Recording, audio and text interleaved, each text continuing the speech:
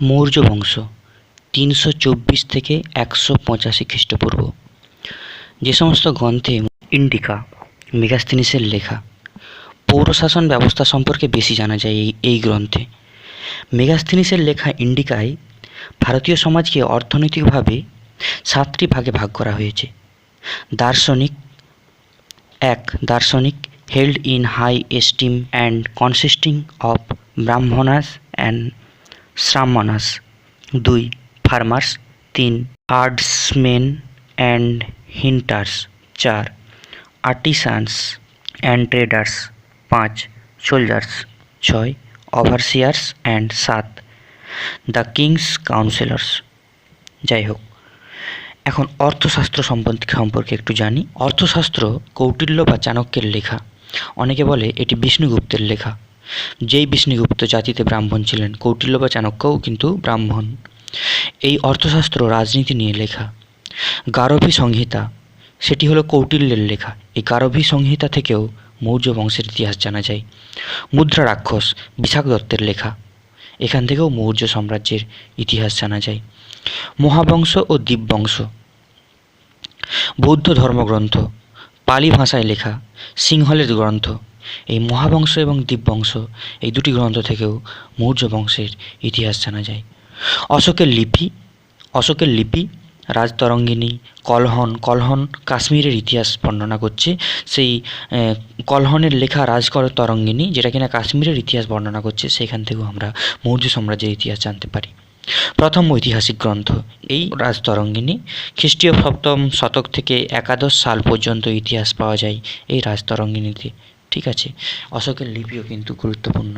রাজতরঙ্গিনী তাহলে কলহনের লেখা। এবার আমরা পড়ব মৌর্য বংশের উৎপত্তি। পুরাণের মতে মৌর্যরা ছিলেন শূদ্র সম্প্রদায়ের। মৌর্য বংশের উৎপত্তি চন্দ্রগুপ্ত মৌর্যের মায়ের নাম মুরা থেকে এসেছে। মুদ্রা রাক্ষস অনুসারে এটিই বলা হয়েছে যে মুরা নাকি কোনো এক নন্দ রাজার দাসী ছিলেন। বৌদ্ধ গ্রন্থ অনুযায়ী তারা ছিলেন শাক্য উপজাতীয় ক্ষত্রিয় বংশের। এবার আমরা পড়ব চন্দ্রগুপ্ত মৌর্য সম্পর্কে।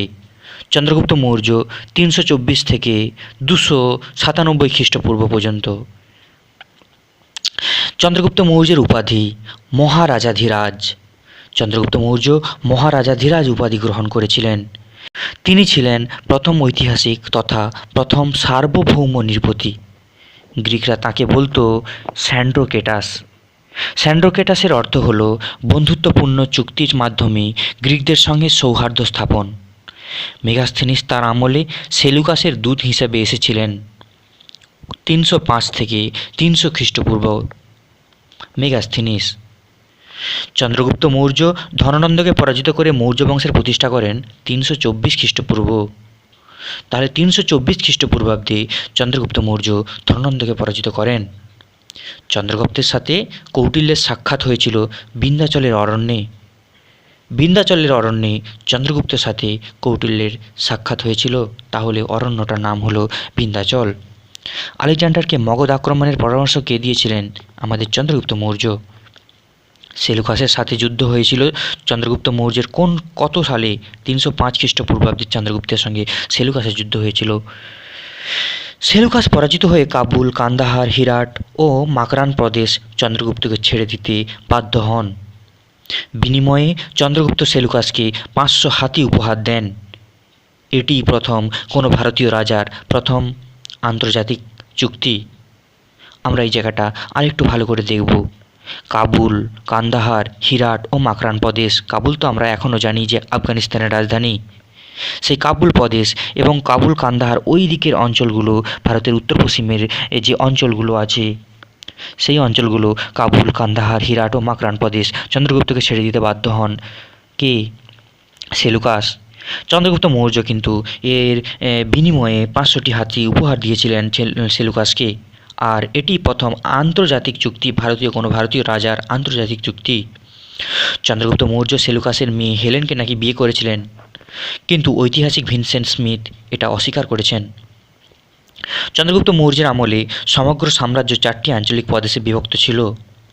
১ নম্বর উত্তরাপথ, ২ নম্বর অবন্তিপথ, ৩ নম্বর দক্ষিণাপথ ও ৪ নম্বর প্রাচ্য। আবার বলি, উত্তরাপথ, অবন্তিপথ, দক্ষিণাপথ, প্রাচ্য।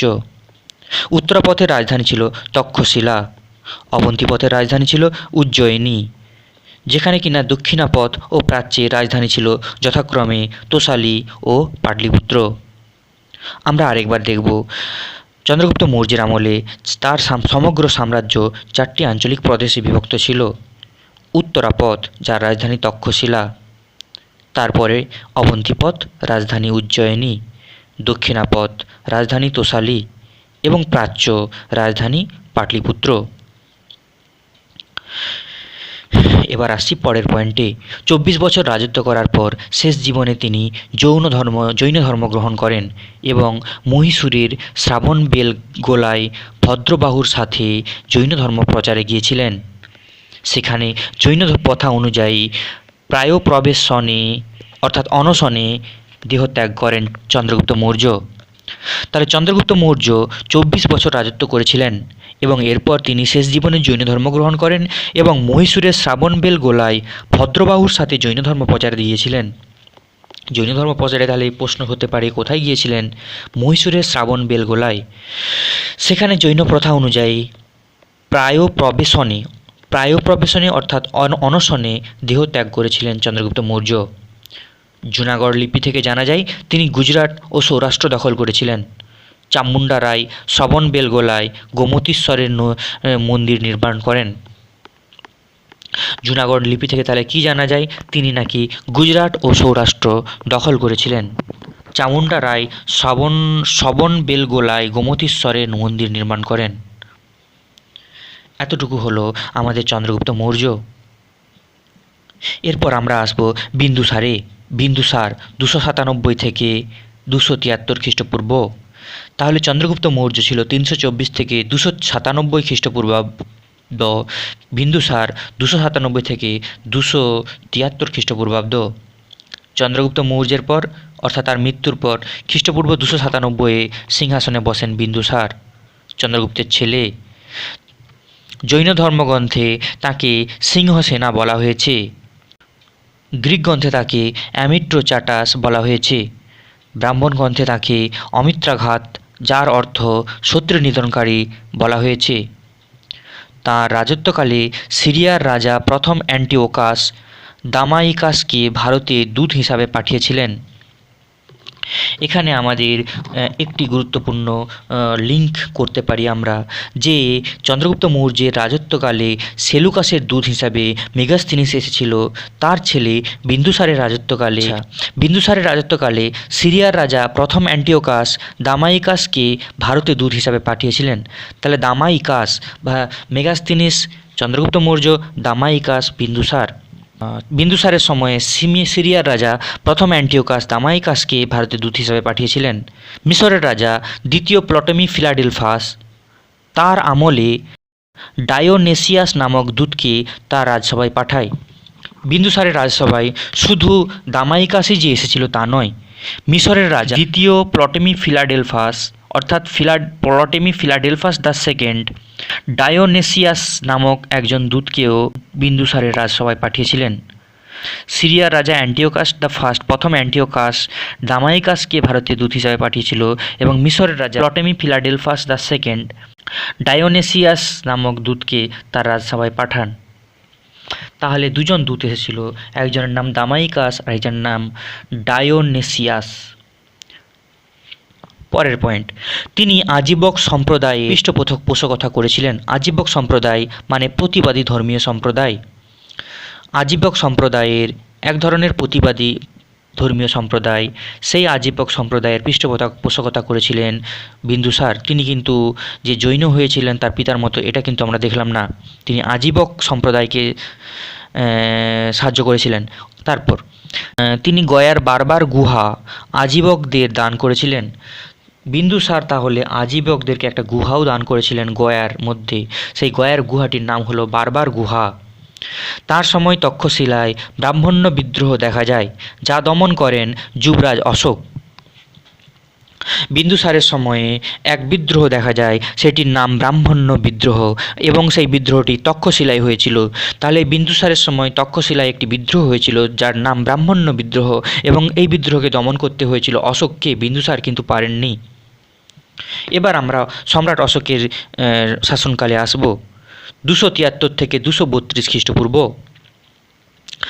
সম্রাট চন্দ্রগুপ্ত মৌর্য 324 থেকে 297, 297 থেকে 273 বিন্দুসার তার ছেলে, বিন্দুসারের ছেলে অশোক 273 থেকে 232 খ্রিস্টপূর্ব, সবগুলি কিন্তু খ্রিস্টপূর্ব, এটা কিন্তু মনে রাখতে হবে।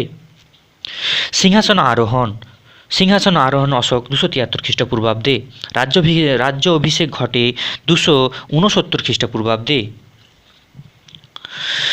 বৌদ্ধ ধর্মগ্রন্থ দিব্যদান অনুসারে বিন্দুসার তার পুত্র সুসীমাকে সিংহাসনে বসাতে চেয়েছিলেন।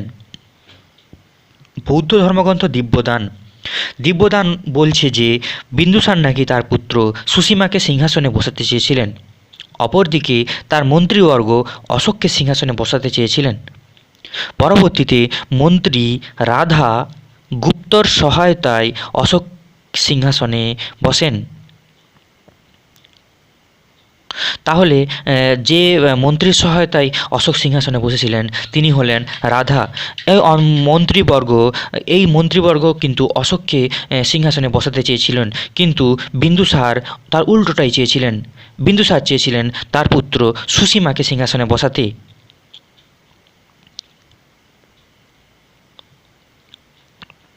তার পুত্র অর্থাৎ এটা নিশ্চয়ই তার আরেক পুত্র। এ ব্যাপারে বিস্তারিত এখনো পর্যন্ত আমি জানি না, জানলে অবশ্যই পরে জানিয়ে দেব। অশোকের লিপিগুলি: 1 ব্রাহ্মী, 2 খরষ্টি, 3 অ্যারামাইক ও গ্রিক ভাষায় লেখা। তাহলে অশোকের লিপিগুলি কোন কোন ভাষায় লেখা? না ব্রাহ্মী ভাষায়, খরষ্টি ভাষায়, অ্যারামাইক ভাষায় ও গ্রিক ভাষায় লেখা। অশোকের লিপি ব্রাহ্মী লিপি পাঠোদ্ধার করেন জেমস প্রিন্সেপ 1837 সালে। 1837 সাল যে সময়ে কুইন ভিক্টোরিয়া সিংহাসনে আরোহণ করেছিলেন, ওই খ্রিস্টাব্দে জেমস প্রিন্সেপ পাঠোদ্ধার করেন অশোকের লিপি। তিনি নিজেকে দেবানমপ্রিয় এবং প্রিয়দর্শী বলতেন। দেবানমপ্রিয় এবং প্রিয়দর্শী। অশোকের মায়ের নাম সুভদ্রাঙ্গী অথবা ধম্ম। অশোকের মায়ের নাম কি? সুভদ্রাঙ্গী বা ধম্ম। অশোকের মায়ের নাম সুভদ্রাঙ্গী বা ধম্ম। আচ্ছা, সুভদ্রাঙ্গী বা ধম্ম হলো অশোকের মায়ের নাম। অশোক মহাদেবীকে বিবাহ করেন। অশোকের স্ত্রীর নাম মহাদেবী, যিনি ছিলেন বিদিশার এক বণিক কন্যা। বিদিশা একটা খুব সুন্দর রাজনগর, আমরা সাহিত্যে প্রায়ই এই নামটা শুনে থাকি। সেই বিদিশার এক বণিকের কন্যা ছিলেন মহাদেবী। ওই মহাদেবীকে বিয়ে করেন অশোক। তার 2 সন্তান হলেন পুত্র মহেন্দ্র ও কন্যা সংঘমিত্রা। তাহলে মহাদেবী 2টি সন্তান ধারণ করেন।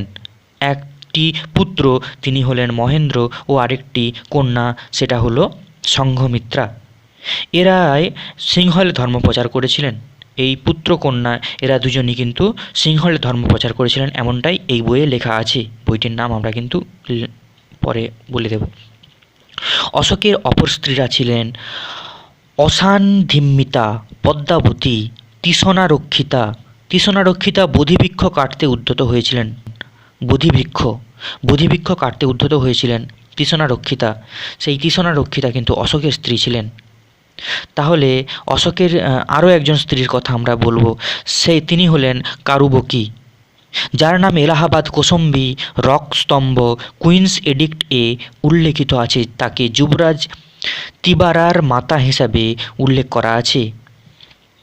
কারুবকী কিন্তু যুবরাজ তিবারার মাতা হিসাবে উল্লেখিত হয়েছে, এবং ইনার নাম এলাহাবাদ কৌশাম্বী রক স্তম্ভ কুইন্স এডিক্ট এ উল্লেখিত আছে, এমনটাই বই লেখা আছে। আমরা অশোকের যে স্ত্রী, একাধিক যে স্ত্রী আছে, আমরা তাদের নামগুলো আবার একবার দেখব। অশোক প্রথমত মহাদেবীকে বিবাহ করেন এবং তার যে 2টো সন্তান তারা হলেন পুত্র মহেন্দ্র ও আরেকজন কন্যা সংঘমিত্রা। এছাড়াও এই পুত্র মহেন্দ্র এবং কন্যা সংঘমিত্রা, ইনারা দুজনই কিন্তু, মহেন্দ্র এবং সংঘমিত্রা, সিংহলে গিয়েছিল বৌদ্ধ ধর্ম প্রচারে। অশোকের আরও কতগুলো স্ত্রী ছিল, সেগুলি যেমন অসামধিম্মিতা, পদ্মাবতী, তৃষ্ণারক্ষিতা এবং কারুবকী। এই অসামধিম্মিতা ও পদ্মাবতীর নামটা অতটা গুরুত্বপূর্ণ না হলেও তৃষানরক্ষিতা ও কারুবকীর নাম গুরুত্বপূর্ণ। কেন কি না তৃষানরক্ষিতা বুধবৃক্ষ কাটতে নাকি উদ্যত হয়েছিলেন, আর কারুবকীর নাম এলাহাবাদ কৌশম্বী রকস্তম্ভ কুইন্স এডিক্ট এ উল্লেখিত আছে। তিনি নাকি যুবরাজ তিবারার মা, এইভাবে উল্লেখিত আছে। তাই আমরা কারুবকী ও তৃষানরক্ষিতার নামটা আরও একটু বেশি করে আলোচনা করলাম। এবার অশোকের গুরু ছিলেন উপগুপ্ত, বৌদ্ধ গুরু। অশোক নাকি উপগুপ্ত নামক এক বৌদ্ধ গুরুর সংস্পর্শে এসে বৌদ্ধ ধর্মে গ্রহণ করেন। অশোক বলতেন সবে মুন্নিসি প্রজা মমা, অর্থাৎ সকল মানুষই আমার সন্তান। অশোক মানব জাতির প্রথম ধর্মগুরু। অশোক ছিলেন মানব জাতির প্রথম ধর্মগুরু উক্তিটি ভিনসেন্ট স্মিথ করেছেন। এইচ.জি. ওয়েলস অশোক সম্পর্কে একটা কথা বলেছেন, উজ্জ্বল তারকার ন্যায় চিরভাস্বর হয়ে আছেন নাকি অশোক। এটা এইচ.জি. ওয়েলস বলেছেন। সম্রাট অশোক নিজে সম্পর্কে বলেছেন যে সকল সম্প্রদায়ের মানুষকে আমি শ্রদ্ধা করি। কলিঙ্গ যুদ্ধ খ্রিস্টপূর্ব 261 অব্দে হয়েছিল অশোকের রাজ্য অভিষেকের 8 বছর পর। অশোকের রাজ্য অভিষেক একবার আমরা বলবো যে 269 খ্রিস্টপূর্বাব্দে অশোকের রাজ্য অভিষেক হয়েছিল। তার 8 বছর পর 261 খ্রিস্টপূর্বাব্দে কলিঙ্গ যুদ্ধ হয়েছিল। অশোক বৌদ্ধ ধর্মের অনুসারী ছিলেন। তার ভাইপো অশোকের ভাইপো নিগ্রোধা তাকে বৌদ্ধ ধর্মে ধর্মান্তরিত করেছিল, যে 7 বছর বয়সে বৌদ্ধ ধর্ম গ্রহণ করেছিল। অশোকের ভাইপো নিগ্রোধা 7 বছর বয়সেই বৌদ্ধ ধর্ম গ্রহণ করেন এবং তিনি অশোককে বৌদ্ধ ধর্মে ধর্মান্তরিত করেছিলেন। এবং আমরা একটি গুরুর কথা তো বলেই একটু আগে বললাম, তিনি হলেন উপগুপ্ত, যিনি কিনা বৌদ্ধ গুরু। কলহনের রাজতরঙ্গিনী থেকে জানা যায় প্রথম জীবনে অশোক শিবের ভক্ত ছিলেন। কলিঙ্গ যুদ্ধের পর তিনি বৌদ্ধ ধর্ম গ্রহণ করেন। সেখানে আরও বলা আছে যে সম্রাট অশোক শ্রীনগর শহরটির পত্তন ঘটান এবং তিনি কাশ্মীর উপত্যকায় বৌদ্ধ ধর্মের প্রসার ঘটান। আমরা এখন প্রায়ই শ্রীনগর করতে থাকি, জম্মু কাশ্মীরের রাজধানী শ্রীনগর, কিন্তু এই শ্রীনগর শহরটির পত্তনকে ঘটিয়েছিলেন। আমরা যদি ইতিহাস খুলে দেখি তাহলে আমরা রাজতরঙ্গিনী কলহনের লেখা রাজতরঙ্গিনী থেকে জানতে পারবো যে শ্রীনগর শহরটির পত্তন বা তৈরি করেন আমাদের সম্রাট অশোক। তিনি কিন্তু কাশ্মীর উপত্যকায় বৌদ্ধ ধর্মের প্রসারও ঘটান। এবার আমরা পড়ব অশোকের ধর্মপ্রচার। তিনি তার পুত্র মহেন্দ্র এবং কন্যা সংঘমিত্রাকে ধর্মপ্রচারের উদ্দেশ্যে সিংহলে পাঠান। আমরা একটু আগেই যেটা পড়লাম, পুত্র মহেন্দ্র এবং কন্যা সংঘমিত্রা, যারা কিনা অশোকের স্ত্রী মহাদেবীর সন্তান। তারপর তখন সিংহল রাজ ছিলেন তিসস। সিংহল রাজ তিসস কিন্তু তাদের দুজনকে অর্থাৎ মহেন্দ্র এবং সংঘমিত্রাকে কিন্তু সাহায্য করেছিল এই বৌদ্ধ ধর্ম প্রচারে। মধ্য এশিয়ায় পাঠিয়েছিলেন পুত্র কুণালকে। অশোকের আরও অন্য স্ত্রীর যে পুত্র, তার একজন নাম ছিল কুণাল, সেই কুণালকে কিন্তু মধ্য এশিয়ায় পাঠিয়েছিল অশোক। মধ্য এশিয়ায় বৌদ্ধ ধর্ম প্রচারে কিন্তু ব্রহ্মদেশে পাঠিয়েছিলেন সোন এবং উত্তর নামে 2 জন দূতকে। অশোক বৌদ্ধ ধর্মের জন্য কিন্তু অনেক করেছেন। তাহলে মধ্য এশিয়ায় পুত্র কুণালকে পাঠিয়েছে। মধ্য এশিয়ায় আমরা কতটা বৌদ্ধ ধর্ম এটা না জানতে পারলেও চীনে কিন্তু প্রচুর বৌদ্ধ আছে, এটা খুব ভালো করেই জানি। তাহলে আমাদের অশোকের কিন্তু অবদান এদিক দিয়ে পুরনো যুগে যে ছিল এটা খুব সহজেই আমরা বুঝতে পারি। তাহলে পুত্র মহেন্দ্র এবং কন্যা সংঘমিত্রাকে অশোক পাঠায় কোথায়? সিংহলে। সিংহলে সেখানে তিসস সাহায্য করেন, সিংহল রাজ তিসস। এছাড়াও মধ্য এশিয়ায় কিন্তু অশোক তার পুত্র কুণালকে পাঠিয়েছিল তার ধর্মপ্রচার করার জন্য, বৌদ্ধ ধর্মপ্রচার করার জন্য। ব্রহ্মদেশে পাঠিয়েছিল সোন এবং উত্তর নামক 2 জন দূতকে।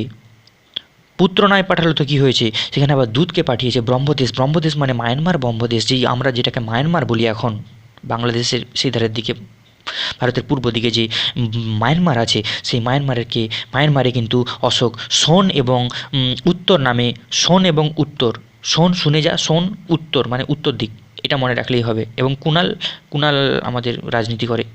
তো যাই হোক, পুত্র মহেন্দ্র, এটা মনে রাখার জন্য বললাম, পুত্র মহেন্দ্র এবং কন্যা সঙ্ঘমিত্রাকে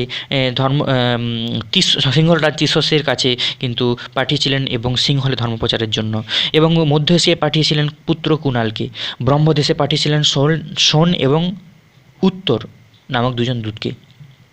তারপর অশোকের আমলে ব্রাহ্মী ও খরষ্টি লিপি ভারতে সর্বত্র প্রচলিত হয়।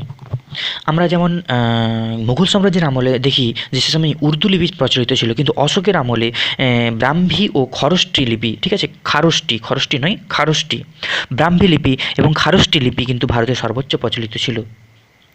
ধর্ম মহাপাত্র নিয়োগ করেন অশোক, যাদের কাজ কি ছিল না ধর্ম প্রচার করা ও জনকল্যাণমূলক কাজ করা।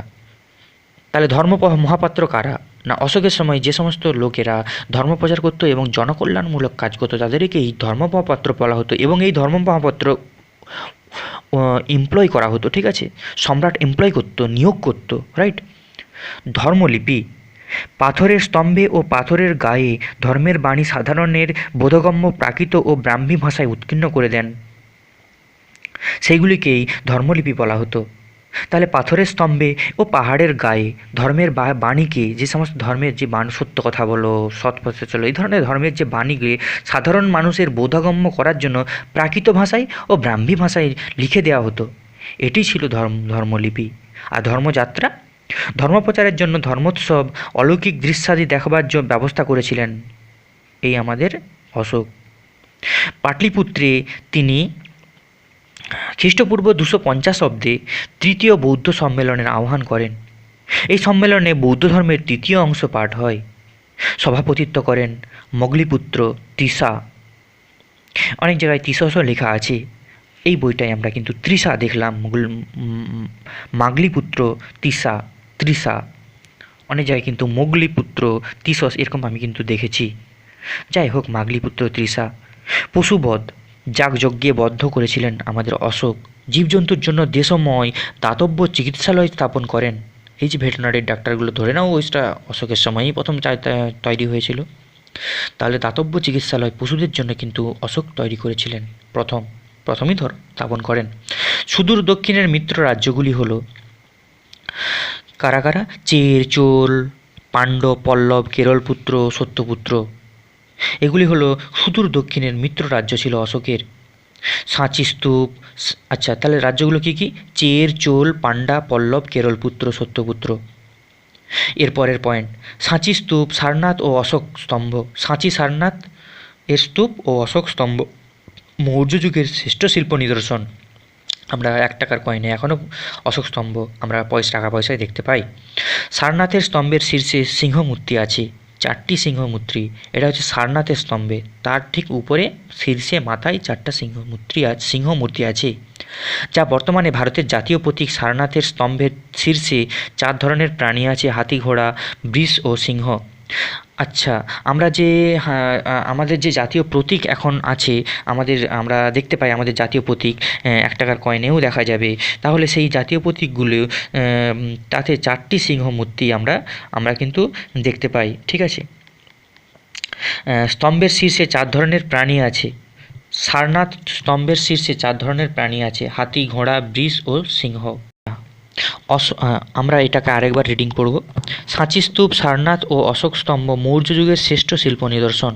সারনাথের স্তম্ভের শীর্ষে সিংহমূর্তি আছে 4টি, যা বর্তমানে ভারতের জাতীয় প্রতীক, ন্যাশনাল এমব্লেম।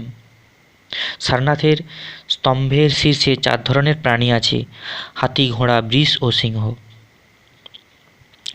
অশোক পালি ভাষা সারা দেশে চালু করেন। অশোকের মৃত্যু হয় খ্রিস্টপূর্ব 232 অব্দে। তাহলে সারা দেশে অশোক কিন্তু প্রাকৃত নয়, পালি ভাষা চালু করেছিলেন, ঠিক আছে। আর যে লিপি টিপির কথা আমরা কিন্তু বলছি না, ভাষার কথা বলা হচ্ছে। লিপি হলে ওনার সময়ে সবথেকে বেশি প্রচলিত ছিল ব্রাহ্মী ও খারষ্টি লিপি। আর ভাষার কথা বললে পালি ভাষাকে কিন্তু অশোক সারা দেশে চালু করে দেন। অশোকের মৃত্যুর পর খ্রিস্টপূর্ব 232 অব্দে অশোকের মৃত্যু হয় খ্রিস্টপূর্ব 232 অব্দে। মৌর্য বংশের শেষ সম্রাট কিন্তু অশোক নয়, বৃহদ্রথ কিন্তু পুষ্যমিত্র শুঙ্গের কাছে পরাজিত হন। আমরা এটা পরে দেখব। মৌর্য বংশের অবসান ঘটে খ্রিস্টপূর্ব 185 অব্দে। এই তো এখানেই দিয়েছে, বৃহদ্রথের সেনাপতি ব্রাহ্মণ পুষ্যমিত্র শুঙ্গ বৃহদ্রথকে হত্যা করে মগধের শুঙ্গ বংশ প্রতিষ্ঠা করেন। রাজার একদল নারী প্রহরী থাকত। জমির দ্বারা ধনবান হন গহপতি এবং ব্যবসা বাণিজ্যে ধনবান হন শ্রেষ্ঠী। তাহলে জমির নিয়ে যারা ধনবান হতেন তাদেরকে বলা হতো গহপতি, আর ব্যবসা বাণিজ্যে যারা ধনবান হতো তাদেরকে বলা হতো শ্রেষ্ঠী। অশোক মহারক্ষিত নামে একজন ধর্মদূতকে বিভিন্ন দেশে পাঠিয়েছিলেন। তাহলে মহারক্ষিত কি? অশোকের পাঠানো এক ধর্মদূত। ঠিক আছে, ধর্ম ব্যাপারে তিনি বিভিন্ন দেশে গিয়েছিলেন।